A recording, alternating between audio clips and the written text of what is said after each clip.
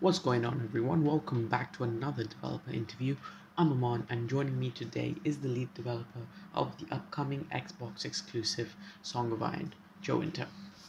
First off, I want to thank you for coming on. For those who might not know who you are, could you give them a brief rundown of who you are and what Song of Iron is?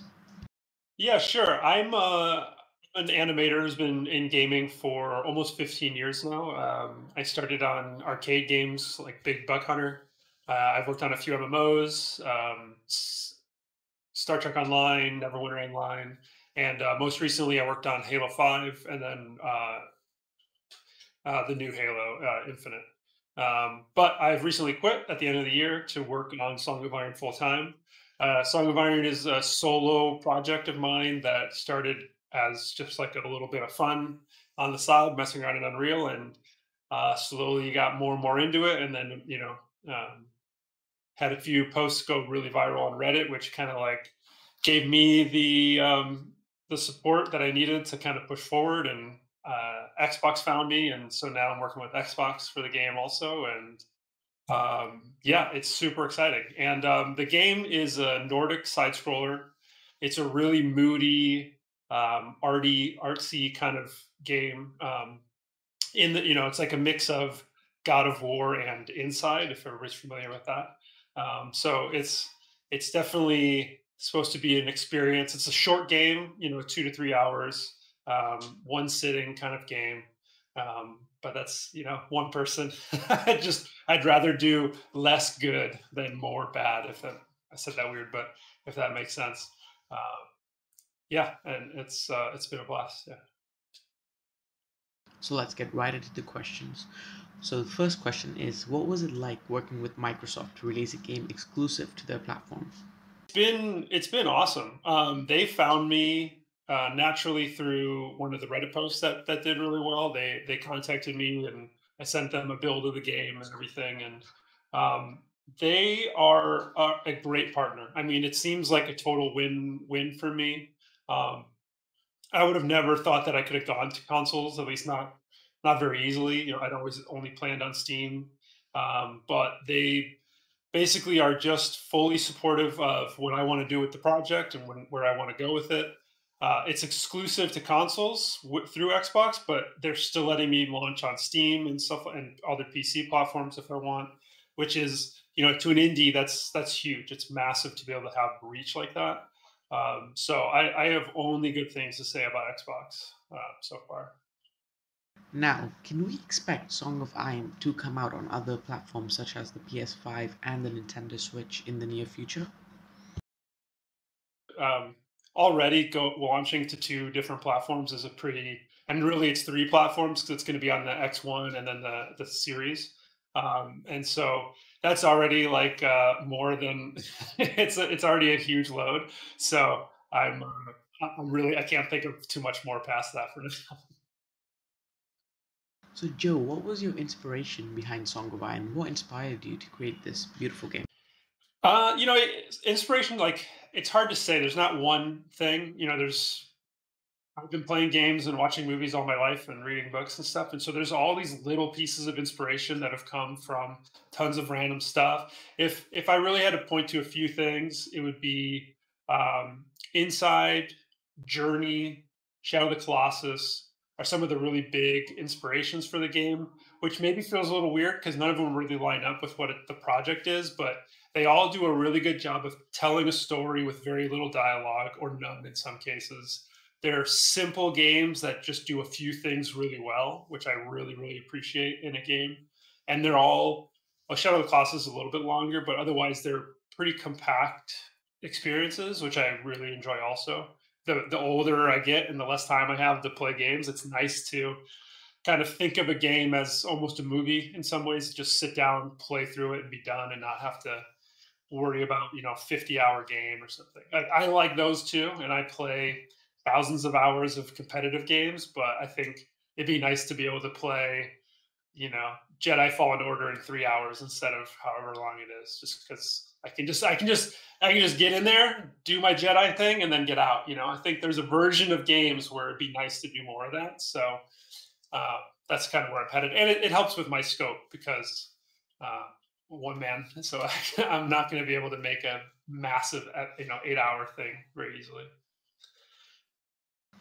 So, Joe, as an indie developer, what are your thoughts on Game Pass and its effect on the industry? Do you think it is beneficial to studios like yours? Yeah, I think Game Pass is actually a really cool program. It's going to even the playing field for a lot of indie developers that they give opportunities to people that they kind of wouldn't have had or would have been a much bigger risk otherwise. It does sort of limit the upper, like how high or like how profitable you can be, but it does protect you from failing. So from that perspective, it's a really powerful thing for us. I haven't seen a contract about it myself. I don't know all of the things that go into those deals, and I probably couldn't really say if I had much about it. But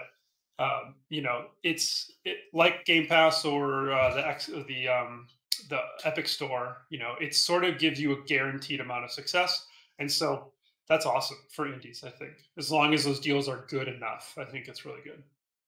And obviously, it lets more people play games, which is great.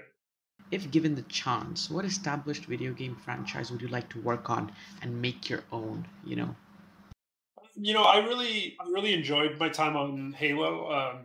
That's a game I grew up with. That was probably, you know, before going there, even, probably be listed in one of my top favorites, Halo CE and stuff. And still is. I still have like the best memories of playing those with my brother and everything. But so it's been fun to work on a huge franchise like that. I think I would probably want to try something like Zelda in the future. I mean, they've done an amazing job of reinventing that franchise over and over again in various ways, and it'd be amazing to learn from those developers.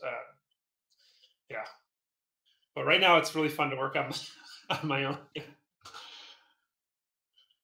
Now, last but not least, since you have over 15 years of experience in the game making industry, what advice would you like to give others who are interested in pursuing careers in a similar field or in a similar industry? Yeah, it's I think the common feedback for like new developers is to just start making a game and getting it out there. I think it's pretty normal for people to say that, and it's very true. I think that's I have other advice, but that's honestly like you can never start if like you'll never get in if you don't start, kind of thing. Um, but I also would always advise people to not to think of game development like any other skill. Like you have to practice it. You can't just start making the perfect game. Like you're never going to be able to just open Unreal for the first time and make Zelda or Halo or God of War or whatever it might be. You have to, like drawing or like anything, you have to practice. So get in and make remake Pong, remake Asteroids, like some of these like really simple old school games. That's going to teach you so much. You're going to understand what you're after so much better, and then you do it over and over again. And because you're just remaking someone's game, you can just throw it out when it doesn't work or when you're done with it, whatever, and move on.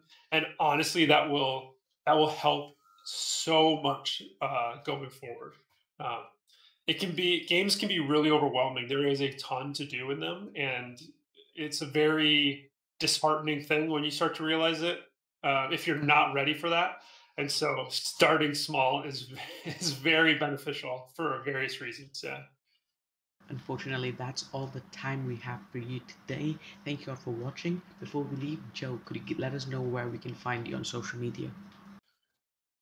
The best one is Twitter at Song of Iron. It's where I post most frequently, and I think pretty much once a week I'll post an update about what I've been working on during the week.